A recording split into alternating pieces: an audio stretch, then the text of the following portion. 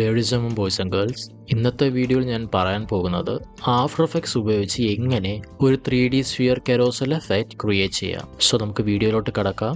ആദ്യം ഒരു new composition create ചെയ്യുക. Width 90-20, height 1080, duration 5 seconds. Set ചെയ്തതിന് ശേഷം ഓക്കെ കൊടുക്കുക.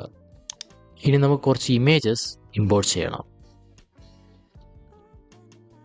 ഇവിടെ ഞാൻ 29 സ്ക്വയർ ഇമേജസ് ആണ് ഉപയോഗിക്കുന്നത്. എല്ലാ ഇമേജസും സെലക്ട് ചെയ്തതിന് ശേഷം കീബോർഡിൽ എസ് പ്രസ് ചെയ്യുമ്പോൾ സ്കെയിൽ ഓപ്പൺ ആക്കും. എന്നിട്ട് എല്ലാ ഇമേജസിൻ്റെയും സൈസ് ഒന്ന് കുറയ്ക്കുക.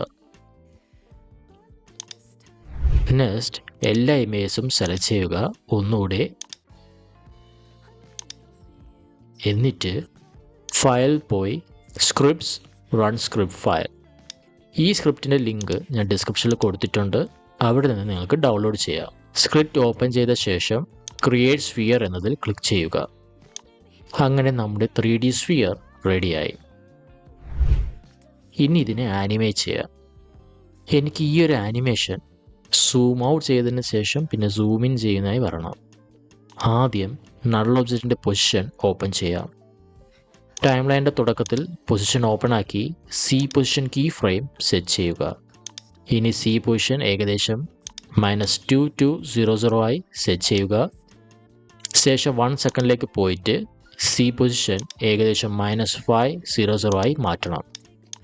ഇനി 2 സെക്കൻഡ്സിലേക്ക് പോയിട്ട് സി പൊസിഷൻ -2977 ആയി സെറ്റ് ചെയ്യുക.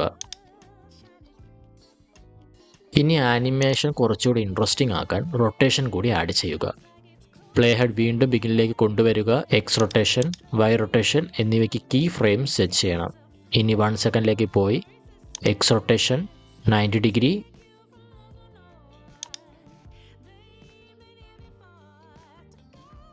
വൈ റൊട്ടേഷൻ -120 ഡിഗ്രി ആയി സെറ്റ് ചെയ്യുക. എന്നിട്ട് കാണുന്ന 2 കീ ഫ്രെയിംസ് 2 സെക്കൻഡിലേക്ക് കൊണ്ടുവയ്ക്കുക.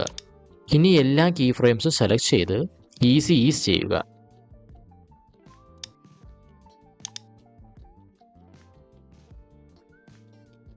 ഇപ്പോൾ നമുക്കൊരു സ്മൂത്ത് ആനിമേഷൻ റെഡിയായി. ഇനി ഞാൻ എല്ലാ ഇമേജസിലും മോഷൻ ബ്ലർ എനേബിൾ ചെയ്യുകയാണ്.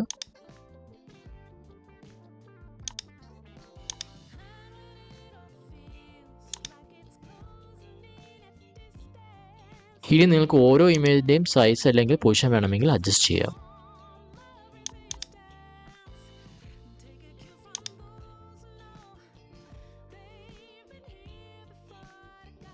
And that's it ladies and boys and girls.